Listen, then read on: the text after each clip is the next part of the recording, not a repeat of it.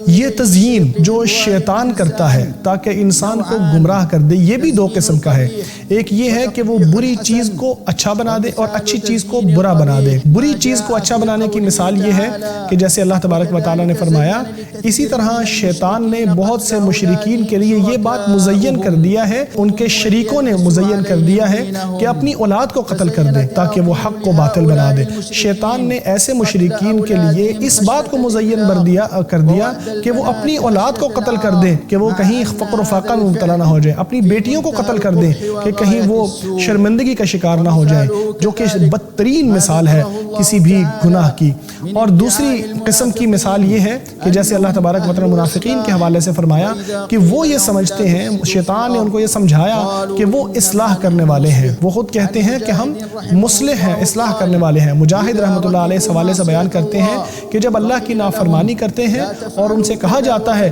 کہ یہ اور یہ کام نہ کرو تو وہ کہتے ہیں بھائی ہم تو ہدایت کے راستے پر ہیں، ہم تو اصلاح کرنے والے ہیں۔ اسی طرح اس حوالے سے ایک اور بات بھی شامل ہو سکتی ہے کہ برے افکار اور برے جو خیالات ہیں ان کی ترویج کی جائے، ان کو پھیلایا جائے، ان چیزوں کی عبادت کرنا بھی اس میں شامل ہے جو اللہ تبارک و تعالیٰ نے نہیں حکم دیا، جن کا اللہ نے حکم نہیں دیا اور جن کی تلقین نبی پاک صلی اللہ علیہ وسلم کی تعلیمات میں نہیں آئی۔